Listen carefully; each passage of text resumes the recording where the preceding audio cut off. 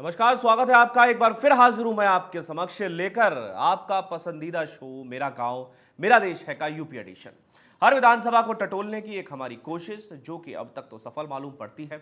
और जैसे जैसे चरण आगे बढ़ रहे हैं, जैसे जैसे वोटिंग प्रक्रिया आगे बढ़ रही है, जैसे जैसे मतदान आगे बढ़ रहे हैं, वैसे वैसे हमारा ये कार्यक्रम भी आगे बढ़ रहा है। पश्चिमांचल से होता हुआ, पश्चिम की परिधि से होता हुआ अब हम बुंदेलखंड इसकी तरफ बढ़ रहे हैं, पूर्वांचल की ओर बढ़ रहे हैं, क्योंकि चुनाव भी दरअसल इस ओर बढ़ रहा है। हालांकि जो पार्टियां हैं बड़ी दिलचस्प बातें कर रही हैं। पार्टियों का कहना है कि पहले 2 चरण में उन्होंने शतक लगा लिया है। समाजवादी पार्टी का भी यही कहना है और लगभग लगभग बीजेपी का भी यही कहना है। एक अगले जो 2 चरण होंगे उसमें दोनों ही पार्टियों का कहना है, सपा और बीजेपी का, कि अगले 2 चरण में वो और 100 पार लेंगी। तो मतलब 4 चरणों में कुल मेजोरिटी पाने का दावा कर रही हैं ये दोनों जो मुख्य पार्टियां इस बार मैदान में हैं। बसपा का हाथी इस बार थोड़ा सा शांति के साथ दौड़ रहा है, लेकिन ऐसा भी नहीं है कि वो कमजोर है। कहा जा रहा है कि सोशल इंजीनियरिंग के जरिए बसपा भी जीत सकती है।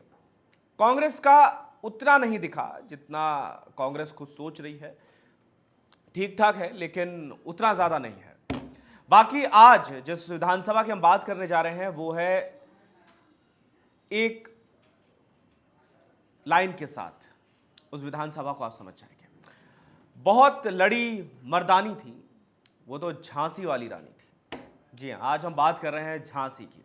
तो झांसी नगर विधानसभा क्षेत्र आज आपको लिए चलेंगे और झांसी नगर में क्या कुछ चल रहा है, क्या माहौल है, इसको टटोलने की पूरी कोशिश करेंगे।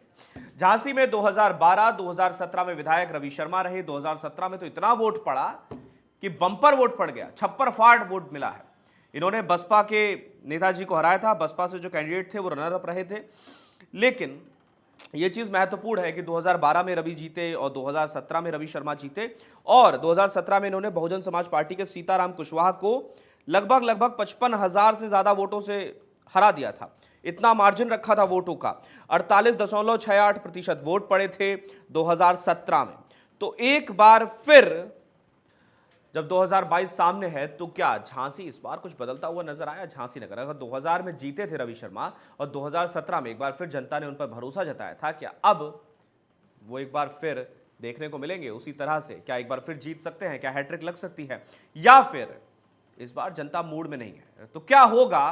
क्या सत्ता परिवर्तन की ओर जनता बढ़ रही है, उस ओर निहार रही है, या फिर सत्ता बरकरार रखी जाएगी, या फिर कुछ अलग ही देखने को मिलेगा? इन सभी मुद्दों पर आज बातचीत करेंगे, आज चर्चा करेंगे। सबसे पहले तस्वीरें ऑन द स्क्रीन प्लीज। तस्वीरें चलाएंगे सबसे पहले स्क्रीन पर।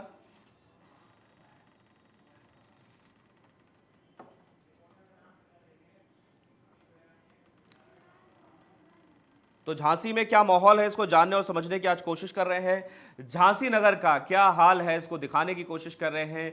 सड़कों की बहुत बड़ी समस्या है, ये मैं आपको बता दूं कि सड़कें जो हैं वो ठीक नहीं हैं, उनकी समस्या है। और इसके साथ ही साथ सड़कों का हाल बेहाल है। पानी की समस्या बदस्तूर जारी है और साथ ही साथ रोजगार भी एक बड़ा मसला है, क्योंकि बेरोजगारों की संख्या ज्यादा है। सीधे आपको लिए चलते हैं स्क्रीन पर, जहां हमारे साथ 2 दर्शक हमारे जुड़ गए हैं। On the screen please. बहुत बहुत स्वागत है सर आपका। आप दोनों ही महानुभाव जो हैं स्क्रीन पर हैं। सबसे पहले अपना नाम बता दीजिएगा सर अपना।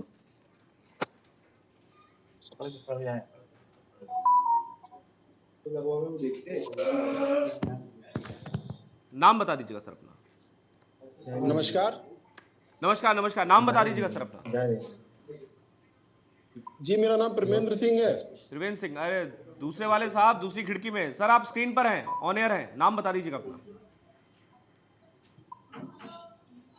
मेरा नाम संदीप सरावगी। ठीक है त्रिवेंद्र जी, सबसे पहले तो मैं आपसे ये जानना चाहूंगा कि हम समझने की कोशिश कर रहे हैं कि आखिर माहौल क्या चल रहा है।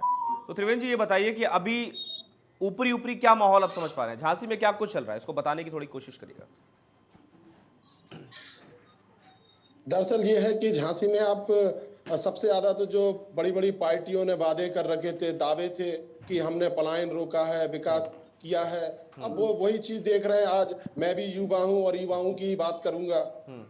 ना तो पलायन रुका है, ना ही किसी तरीके से अब विकास की बड़े बड़े दावे किए जा रहे हैं। लेकिन ठीक है, तो वादे और दावे जो हैं, क्या आज भी युवा वर्ग की बात कर रहा हूं मैं, क्या युवा इन नेताओं के वादों और दावों पर विश्वास करता है? क्योंकि आजकल युवा पढ़े लिखे हो गए, युवा समझते हैं कि भाई अब नेताओं के बहकावे में नहीं आना है, और अब जो धरातल पे काम होंगे और विकास के मुद्दे होंगे हम उन्हीं पर ही वोट करने वाले हैं। और ऐसे नेताओं से सावधान होने की बहुत जरूरत है हम लोगों को। और सबसे बड़ी बात यह है कि त्रिवेंद्र साहब, डिस्क्लेमर नहीं आता। डिस्क्लेमर समझ रहे, जब एलआईसी का ऐड आप देखते हैं टीवी पर या एलआईसी के बोर्ड पर लिखा होता है जीवन के साथ भी जीवन के बाद भी, तो इसके नीचे फिर लगातार एक लाइन चलती है बड़ी सरपट सरपट दौड़ी हुई, वो कहती है this is mutual fund is subject to market risk please, ऐसे ऐसे करके, समझते हैं ना। लेकिन नेताओं के जो वादे और दावे हैं उसके पीछे कभी ऐसी लाइन नहीं चलती कि ये मार्केट रिस्क है भैया, हो भी सकता है नहीं भी हो सकता है, अपने संयम के हिसाब से वोट देना। ये साइलेंट है पूरा।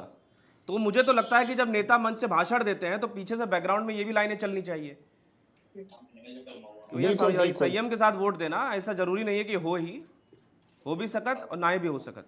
ठीक है, हमारे साथ एक और साथी हमारे एक और साथी हमारे साथ स्क्रीन पर हैं, आप शर्मा जी। शर्मा जी, सबसे पहले तो मुझे एक बात बताइए, क्या ब्राह्मण नाराज है बीजेपी से?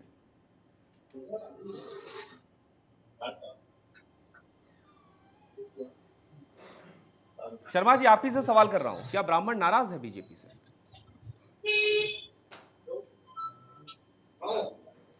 कि शर्मा जी को शायद मेरी आवाज नहीं मिल रही है। शर्मा जी, आपको मेरी आवाज मिल पा रही है?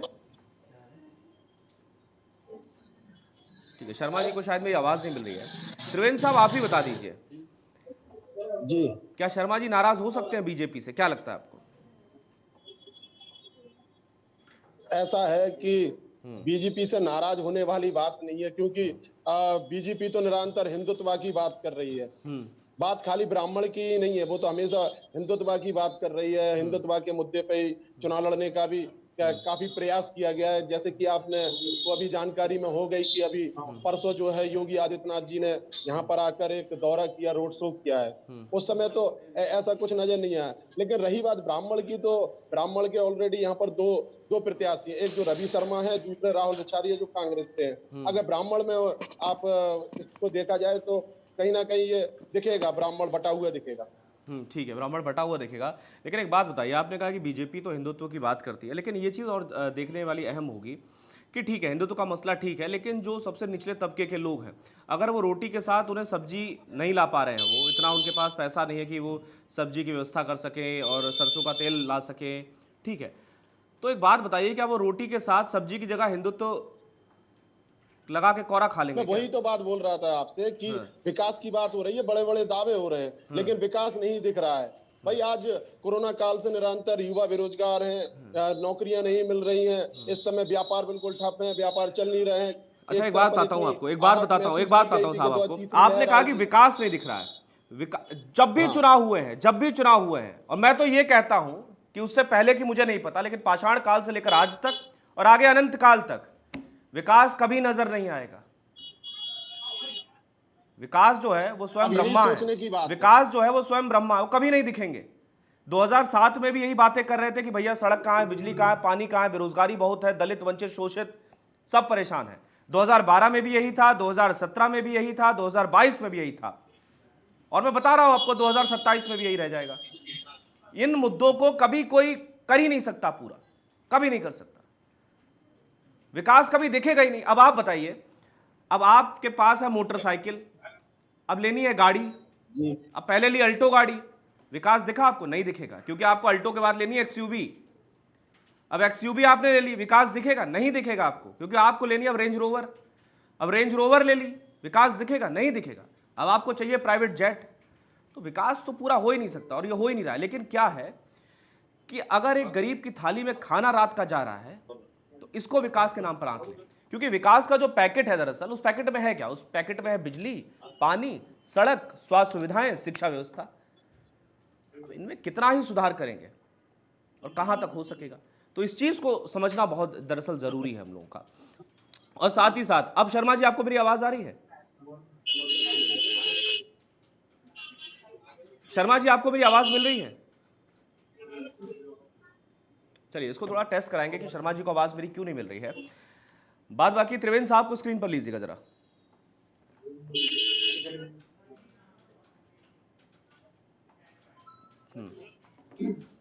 तो एक बार और स्क्रीन पर लीजिएगा। संदीप साहब, आपको मेरी आवाज आ रही है? मैं बार बार ये पूछ रहा हूं आपसे बस। हाँ हाँ सर, आ रही है। हाँ, तो संदीप जी आपका पूरा नाम क्या था? हमारा नाम संदीप सरावगी, डॉक्टर संदीप सरावगी। अच्छा सराउल, मैं शर्मा शर्मा बोल रहा हूँ। ठीक है, मेरी गलती है। तो संदीप जी मैं ये जानना चाह रहा था आपसे कि अभी सबसे पहले तो आप ये बताइए कि झांसी नगर में आप हाँ क्या जी। देख रहे हैं कि किस तरीके का माहौल चल रहा है? झांसी नगर में हम एक समाज सेवी हैं और जनता की सेवा पिछले 22-23 साल से कर रहे हैं। चूंकि ये चुनाव में हम किसी पार्टी की शपथ नहीं लिए हैं अभी तक, हम्म क्योंकि हम लोग जो काम कर रहे हैं वो बहुत बड़ा काम है। हम्म हमारे झांसी में जो भूतपूर्व मुख्यमंत्री कह गए थे वो नहीं कर पाए, वो अकेला हम समाज सेवी अपनी खुद की दम पर कर रहे हैं। और जो इंसान की जरूरत है, जिसके लिए आम जनता लड़ाई लड़ती है, रोटी कपड़ा और मकान, उसमें से एक जरूरत मकान की हम अकेले बुंदेलखंड में पूरी कर सकते हैं। ठीक है। अब मैं एक बात कहूंगा संदीप साहब, क्योंकि इस कार्यक्रम के जरिए हम थोड़ा सा दर्शकों को जागरूक करने का भी काम करते हैं, त्रिवेंद्र साहब और संदीप जी। संदीप साहब, जैसे कि आजकल आप देखते होंगे कि कई पत्रकारों में एक अलग पेशे की चीजें घुस गई हैं और मिक्सअप हो गई हैं। कई पत्रकार ऐसे हैं जो विपक्ष की भूमिका निभाने से नहीं थक रहे, वो खुद को ही विपक्ष मानकर बैठे हैं। कुछ पत्रकार ऐसे हैं जो खुद को सरकार मानकर बैठे हैं, सरकार के प्रवक्ता बनकर बैठ जाते हैं। और कुछ पत्रकार आजकल ऐसे हैं जो खुद को विपक्ष मानकर बैठ जाते हैं कि हम हैं विपक्ष, हम ही सब सवाल पूछ देंगे। सही। या तो हम गोदी हैं या तो हम विरोधी हैं, दो ही हैं। तो ऐसा मिक्सअप हो गया है पत्रकारों में भी। पत्रकार जो दरअसल उसकी भूमिका थी वो कहीं ना कहीं धीरे धीरे कम होती गई। ऐसे ही समाज सेवियों के साथ है।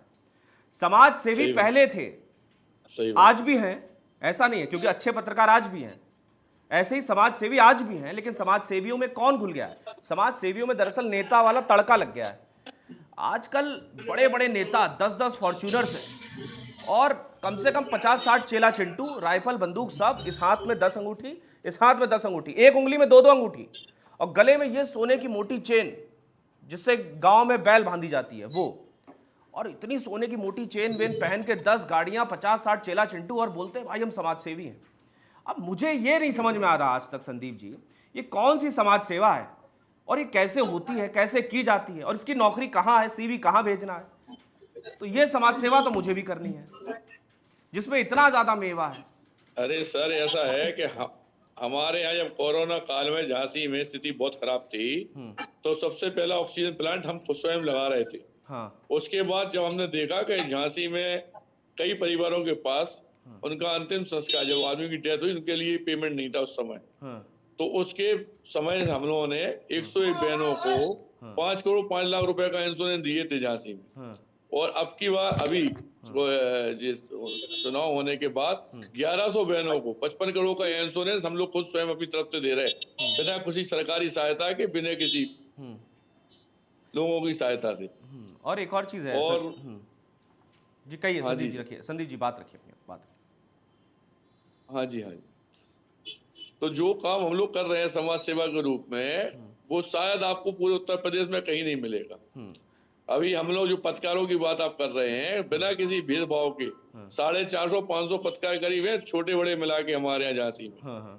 तो सारे पत्रकारों को, और झांसी में 200 कुली हैं, उन कुलियों को 1000 स्क्वायर फुट का प्लॉट 30 फुट की रोड पर विद रजिस्ट्री दे रहे हैं हम लोग। अच्छा, अरे बड़ा बढ़िया काम कर रहे तो हैं। समाज सेवा में क्या है, कौन आदमी क्या कर रहा है क्या नहीं कर रहा, लेकिन हम लोग जिस स्तर से करते हैं उस स्तर से वास्तविकता में जो हमारे यहाँ के परेशान लोग हैं उनके आंसू पहुंचने का काम करते हैं। बिल्कुल संदीप साहब, अभी आपको भी इस पर भी आता हूं, लेकिन सबसे पहले देखिए युवा कितना चंचल है। आप बिल्कुल स्थिर बैठे हैं, लेकिन तब से त्रिवेंद्र साहब नहीं मान रहे। त्रिवेंद्र साहब इधर उधर इधर उधर पूरा घर घूम रहे हैं तब से। त्रिवेंद्र साहब एक जगह स्थिर हो जाइए, थोड़ा सा ठहर जाइए। अब संदीप साहब, मैं ये बताना चाह रहा था आपको कि देखिए जनता जो है हर चीज समझती है। ये जो नेता जो मंच से दावे वादे हर साल हर नेता करता है, और ठीक है, करना भी चाहिए, ये उनके काम का एक हिस्सा है कि जनता तक अपनी बात रखना, लेकिन अब जनता भी सब समझती है।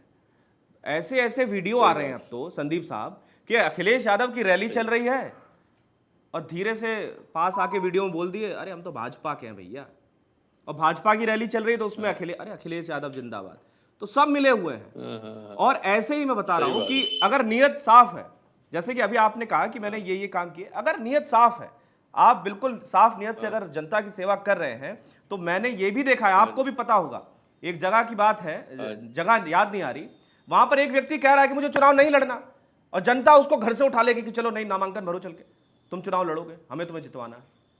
तो ऐसा है, जनता सब समझ जाती है कि कौन किसके लिए क्या काम कर रहा है। क्यों त्रिवेंद्र साहब? सही बात। अब त्रिवेंद्र साहब तो इसी बात से हैं कि त्रिवेंद्र साहब ये बताइए, सबसे पहले संदीप जी के पास वापस आएंगे, लेकिन त्रिवेंद्र साहब, बेरोजगारी जो है ये एक ऐसा मसला है जिसको लेकर बहुत परेशान हैं लोग। बिल्कुल भाई, क्या है कि सबसे ज्यादा बेरोजगारी इस समय युवाओं को परेशान कर रही है कहीं ना कहीं, और बुंदेलखंड में तो ये सबसे ज्यादा ही है। हाँ। क्योंकि एक तो यहाँ पर वैसे भी रोजगार नहीं है, इतना आदमी जागरूक भी नहीं है। हाँ। और उसके बाद यहाँ पर जब से कोरोना काल हुआ है, जब से बेरोजगारी दिनों दिन बढ़ती ही जा रही है, व्यापार बिल्कुल ठप है, व्यापार चल नहीं रहे। और नेता है कि वादे करने से बिल्कुल वादे करते ही रहते हैं, एक के बाद एक नए वादे, लेकिन पूरे वही नहीं हो रहा है। कुछ ना कुछ हो धरातल पे, हम भी उम्मीद करते हैं सरकारों से कुछ युवाओं को रोजगार मिले। और बुंदेलखंड के तो ये समझ लो सबसे बड़ी समस्या पानी की रहती है। आज पानी भी ढंग से नहीं पहुंच पा रहा है घरों पे। रोजगार, पानी, ये तो मूलभूत हमारे लिए समझ लो सुविधाएं नहीं है, जो नहीं मिल पा रही है। त्रिवेंद्र साहब, सबसे पहले तो जो सरकार मूलभूत सुविधाएं ना दे पाए उसको बदल दो, दोबारा सरकार आए वो भी ना दे पाए उसको भी बदल दो, और इनको बदलते रहो बदलते रहो बदलते रहो जब तक पानी साफ ना आ जाए। मूलभूत सुविधाएं जब तक ना हो जाएं तब तक बदलते रहो। और बेरोजगारी जो है उसको लेकर एक चीज बड़ी स्पष्ट होनी चाहिए, और मुझे कहने में कोई संकोच नहीं। बेरोजगार दरअसल दो तरह के होते हैं संदीप जी, बेरोजगार भी दो तरह के हैं। अब एक युवा है, सुबह उठा, घर से बाहर निकला, हाथ में खैनी मली, खाई, दवाई, और गया एक पार्टी में, घूम रहा है रथ साइकिल से, मोटरसाइकिल से, पूरे दिन नेताजी जिंदाबाद नेताजी जिंदाबाद। रात में घर आ रहा है, फिर खैनी दवाई बाहरी, अंदर घुसा घर के। अब माता जी कह रही है कि कहाँ थे पूरे दिन? कहीं नहीं, नौकरी ढूंढ रहे थे, नौकरी नहीं मिल रही है, बड़ा परेशान है। तो ऐसा भी बेरोजगार है। तो ये बात बिल्कुल सत्य है संदीप जी कि सरकार के पास वैकेंसी है लेकिन सरकार नहीं भर रही, ये सरकार की गलती है। लेकिन युवाओं को भी अब समझना होगा कि अपना भविष्य कैसे बनाना है। सर ऐसा है कि झांसी के अंदर हमने खुद 4,500 लोगों को रोजगार दिया है अकेले, सरकारी तौर पे उनकी सहायता करने के बाद। और अगर आदमी साक्षर हो जाए, मतलब जो चीज की नॉलेज उसे होना चाहिए वो है ही नहीं है हम लोगों में। जहां हम लोगों को आगे बढ़ना चाहिए युवाओं को, उन्हें वो मार्ग दिखाई नहीं जाता। उन्हें जातिवाद में, धर्म में, इन सब में बांट कर रख दिया गया है। और सच ये है कि शोषण हो रहा है ऐसे युवाओं का, और कुछ नहीं है भाई। इस भविष्य, देश के भविष्य का टोटल शोषण हो रहा है। बिल्कुल यही बात है। अब क्या होता क्या है संदीप साहब, क्योंकि आप इस चीज को बेहतर समझते भी, और मैं बहुत शुभकामनाएं देता हूं, बहुत अच्छा काम कर रहे हैं, मुझे अच्छा लगा सुनकर आपकी बात। लेकिन संदीप साहब, अगर किसी व्यक्ति के पास, भाई संदीप साहब, अब अगर कोई व्यक्ति गलत एक्टिविटीज में लिप्त है, उसका आवारागर्दी करना है, तो आप भी उसको रोजगार देने में परहेज करेंगे कि नहीं ये ठीक नहीं है? नहीं भाई साहब, ऐसा नहीं है। असल में गलत जो मतलब आप कह रहे हैं लोग बाग हो जाते हैं, सत्य यह है कि वो इसलिए गलत हो जाते हैं क्योंकि उनके जीवन में उनका मार्गदर्शन करने वाला कोई सही आदमी नहीं होता। बिल्कुल ठीक है ना। अगर आपका मार्गदर्शन करने वाला सही आदमी इस दुनिया में है, या आपका कोई इष्ट है, आपका गुरु अच्छा है, तो इस बात का यकीन मानना आप कि हर आदमी रोजगार करना चाहता है, गंदगी फैलाना कोई नहीं चाहता। बिल्कुल। अब इसके पीछे है क्या? चूंकि काफी समस्या है सर, हम बताएं। चूंकि हमने तो सरकार से कभी सहायता मांगी नहीं। हम आपसे क्या कह रहे हैं कि सरकार, बीजेपी सत्ता है या कोई भी पार्टी जो बैठती है, हमने तो भी किसी पार्टी की शपथ भी नहीं ली है, लेकिन हम आपको इस बात का वचन दे रहे हैं कि 403 विधायकों में से कोई भी विधायक वो नहीं कर सकता जो मैं संदीप सरावगी समाज से भी अकेला कर सकता हूँ। झांसी नहीं, पूरे बुंदेलखंड में हर आदमी की रोटी, कपड़ा और मकान में से मकान की टेंशन तो 24 घंटे के अंदर खत्म कर सकते हैं हम।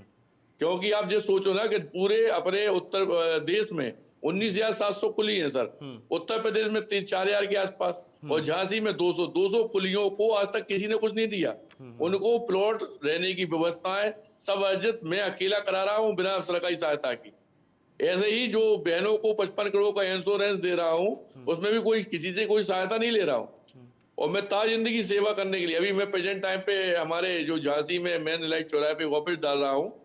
किसी भी परेशान व्यक्ति को कोई भी दिक्कत है, आप कृपया आगे सिर्फ हमारे ऑफिस तक आ जाएं, वो निपटाने का, उसका साथ देने का पूरा संकल्प हम लोग लिए। और दर्शकों तक भी ये पहुंच रहा होगा मैसेज कि आप जो काम कर रहे हैं वो लोग भी आपसे सहायता अगर किसी प्रकार की हो सकेगी लेंगे। और आपका बहुत बहुत साधुवाद, आप बहुत जनता की सेवा कर रहे हैं। आपके जैसे और भी लोग हो जाएं तो प्रदेश का कुछ कल्याण हो जाए। लेकिन दरअसल समस्या संदीप जी, अब बीमारी जहां है, घाव जहां है, वहां नहीं ढूंढ रहे हैं, कहीं और ढूंढ रहे हैं। अब चोट लगी है बाएं पैर में, सही कह रहे हैं। और डॉक्टर इलाज कर रहा है दाएं पैर में।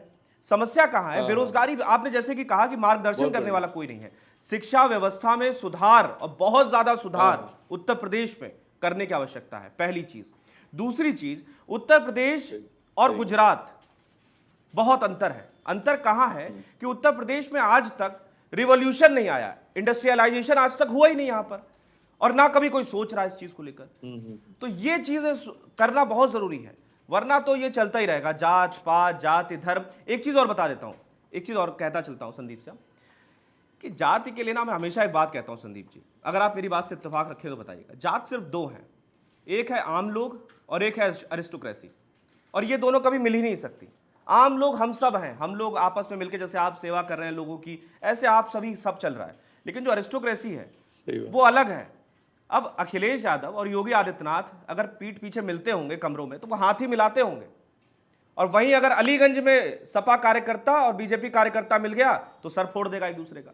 अभी आपके यहाँ झांसी में हुआ नहीं सर, आम पब्लिक की मानसिक स्थिति इतनी ज्यादा खराब कर दी गई है ये बंटवारा करके, क्योंकि हमारा जो हिंदुस्तान है, हमारा भारतवर्ष है, हम लोग चाहें तो पूरे वर्ल्ड में सर्वोपरि हो सकते हैं, लेकिन हमारी खुद की कुछ कमियां, हमारी नेतागिरी, हमारे लोग जो परेशान कर रहे हैं या जो सही मतलब मार्गदर्शन नहीं कर रहे हैं, उसकी वजह से युवाओं का शोषण हो रहा है और सज रोजगार की व्यवस्थाएं सामने आ रही हैं। वरना ना रोजगार की कमी है हिंदुस्तान में, ना किसी चीज की कमी है। बिल्कुल, हमारे यहाँ लेबर भी बहुत है, हमारे यहाँ व्यवस्था भी बहुत है, जमीन भी बहुत है, उपजाऊ भी बहुत है, ऐसा नहीं है सर। लेकिन सही तरीके से जो व्यवस्थाएं नहीं हो पा रही हैं। बिल्कुल। और संदीप साहब, अगर सबको रोजगार मिल गया, और मुझे तो लग रहा है संदीप साहब आप पर भी कहीं जांच ना बैठ जाए, अगर सबको रोजगार मिल गया तो फिर झंडा बैनर कौन लगाएगा, दरी कौन बिछाएगा, पार्टी कार्यालय में भीड़ कौन इकट्ठी करवाएगा? ये सब भी तो काम है, ये सब भी तो होना है सर। लेकिन स्वार्थ के लिए जिंदगी जीने को हम काम नहीं मानते सर। ये बात बिल्कुल सही हमारा उद्देश्य ये है कि जैसे झांसी के अंदर हमारी महारानी वीरांगना लक्ष्मीबाई का नाम है, ध्यानचंद दत्ता का नाम है, और मैं यही झांसी वासियों के लिए मेरा संदेश भी, और आपसे मैं बात करने जा रहा हूँ कि आने वाले भविष्य में रुपया जोड़ पाऊँ ना जोड़ पाऊँ, लेकिन वसीयत में अपने बच्चों को ये नाम देकर जरूर जाऊंगा कि हाँ, संदीप सरावगी ने ऐसा ऐसा काम किया है, वो मेरे पिता है। आप सब लोग पूरी झांसी पहचाने कि संदीप सरावगी बच्चे हैं। मेरा उद्देश्य स्वार्थपूर्ण कभी रहा ही नहीं। चलिए, बहुत अच्छा लगा आपसे मिलकर, आपसे बातचीत करके सच में बहुत अच्छा लगा। कभी कभी कुछ लोगों से मिलकर अच्छा लगता है कि वो जनता के लिए दिल से काम कर रहे हैं। आप सबको बहुत बहुत शुभकामनाएं और आपको बहुत बहुत साधुवाद। त्रिवेंद्र साहब से कुछ बात करते हुए चलेंगे। त्रिवेंद्र साहब, कोई मैसेज हो अगर आपका, एक युवा के तौर पर, एक युवाओं की आवाज़ के तौर पर अगर आपका कोई मैसेज हो तो आप देना चाहें तो। मैं युवा के तौर पे यही मैसेज देना चाहूंगा कि भाई नेताओं के झांसे में ना आए और निष्पक्ष होकर चुनाव करें, और जो वास्तव में काम करने वाला है उसको चुनें। ठीक है, बहुत बहुत शुक्रिया आप दोनों का हमारे साथ जुड़ने के, हमसे बातचीत करने के लिए। तो आज झांसी विधानसभा की हम बात कर रहे थे कि झांसी नगर में आखिर चल क्या रहा है, सियासी ताप क्या है और आखिर माहौल क्या है, और साथ ही साथ जमीनी जो नब्ज होती है ना जनता की, उसको टटोलने की भी कोशिश की, और बाकी हवा के शोर बह रही है, इसको अपने कार्यक्रम के जरिए आपको बताने की संपूर्ण कोशिश की है। कल एक बार फिर आपसे मुलाकात होगी। फिलहाल के लिए शुक्रिया।